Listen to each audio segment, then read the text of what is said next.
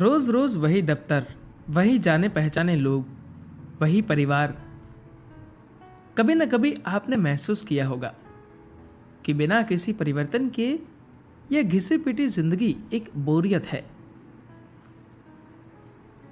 ऐसा महसूस करना आपके मन का खेल है। ऑफिस बदल दे तो घर बदलने की इच्छा होगी, घर बदलने पर परिवार को बदलने का मन करेगा, परिवार को बदला जाए तो अपना चेहरा बदलने की ख्वाहिश होगी। ये एक अंतहीन समस्या है। दरअसल यहां परिवर्तन के बिना कुछ भी नहीं चलता। कल जिस सूरज को देखा था, आज का सूरज उससे अलग ही है। ये जो क्षण है बिल्कुल नया है। ऐसी कोई ना कोई बात इस क्षण में घटती है जो पिछले क्षण में नहीं थी। कहीं कोई पत्ता जड़ा होगा, कहीं कोई बीज अंकुरित हुआ होगा। इस क्षण में आप पिछले साल जैसी, कल जैसी, या बस उस क्षण जैसी जो अभी अभी बीता अनुभूति महसूस नहीं कर सकते। उत्साह हो या बोरियत, वह आपके मन की उपज है। जिन्हें लगता है कि पूरे परिवार को वे अपने ऊपर ढो रहे हैं। उन्हें इस विचार के साथ झुंझुलाहट आए बिना कैसे रहेगी, क्योंकि आप मन के सहारे जी रहे हैं। इसीलिए आप पर ऐसी भावना हावी हो रही है कि आप कल के ही काम को आज भी दोहरा रहे हैं। बीता हुआ कल एक याद है। आसमान को यह याद नहीं रहा कि कल बादल कहां कहां थे। समंदर ने इसका लेखा जोखा नहीं रखा है कि कल कितनी लहरों को लेकर तट से खेला था।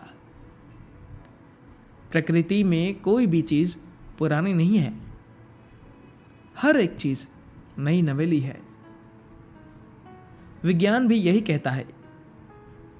एक चट्टान तक हर पल खुद को नया बनाती रहती है।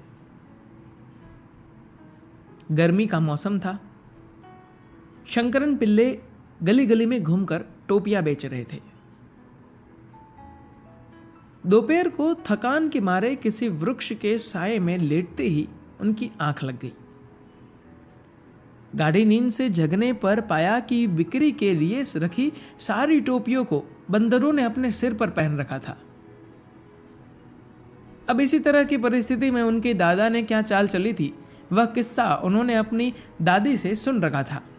चूंकि बंदर नकलची होते हैं, उनके दादा ने अपनी टोपी उतार कर जमीन पर फेंकी थी और उसे देखकर सभी बंदरों ने ऐसे ही नीचे फेंक दी थी। ये बात शंकरन पिल्ले जानते थे। उन्होंने उसी तरकीब का इस्तेमाल किया। बंदरों को देखकर हाथ हिलाया, बंदरों ने भी अपने हाथ हिलाए। पिल्ले ने गाल पर थपकी दी, बंदरों ने भी ऐसा किया। अपनी टोपी को एक बार उतार कर पहन लिया, बंदरों ने भी हुबहू नकल की। थोड़ी देर तक ये खेल दिखाने के बाद उन्होंने अपनी टोपी उतार कर जमीन पर फेंक दी। पेड़ से एक बंदर उतर कर आया, उसने लपक कर शंकरन पिल्ले की टोपी को भी उठा लिया और भौचक के खड़े पिल्ले के पास आकर उनके गाल पर जोर का तमाचा मारा। बेवकूफ कहीं का, क्या तुम्हारे ही दादा होते हैं? उसने पूछा।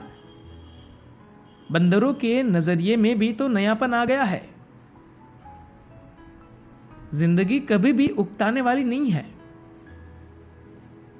आप जिस पृथ्वी पर खड़े हैं वह भी एक जगह स्थिर न रहकर लगातार घूमती रहती है। जिस किसी भी क्षण आप मुंह उठाकर देखते हैं, तब आसमान के एक नए नजारे को ही देखते हैं। लेकिन आपका मन ही है जो उस पर ध्यान देने में असमर्थ होकर परेशान रहता है। उकताहट का कारण आपका ऑफिस नहीं है। आप अपने मन के गुलाम हो गए हैं। यही उसका कारण है। मन का इस्तेमाल कैसे करना चाहिए, यह कला यूं कि आपको नहीं आती। इसलिए वह आपका इस्तेमाल कर रहा है। एक मुकाम पर आकर वह आपको निगल कर एकदम निकम्मा बना देगा। इस ऊब से बाहर निकलने का एक रास्ता है, जो भी काम करे उसमें खुद को पूरी तरह से डुबो दे। जो काम आप कर रहे हैं, जब आप महसूस करेंगे कि उसे खुशी से कर रहे हैं, तभी आप उसमें पूरी तरह से डूब सकेंगे। मजबूरी के कारण काम करने का विचार पालते हुए झुंझलाहट के साथ करेंगे तो ब्लड प्रेशर, हृदय रोग और दूसरे सारे मनोरोग बिना बुलाए आपके अंदर घर कर लेंगे। एक सीधी रेखा में यात्रा करना, आपका शरीर और मन आप पर हुकूमत चलाए, इस स्थिति से मुक्त होकर उनका उपयोग करते हुए क्या आपको लक्ष्य पर नहीं पहुंचाना है? इस तरह से भंवर में फंसकर एक ही जगह घूमते रहने से निकालकर आपको एक तीर की तरह सीधी रेखा में यात्रा करने का मार्ग दिखाना ही अध्यात्म का लक्ष्य है। ईशा योग की कक्षाओं में आने वाले लोग कुछ ही दिनों में दुनिया को दूसरी तरह से देखने लग जाते हैं। उनकी आंखों पर से पर्दा हट जाता है।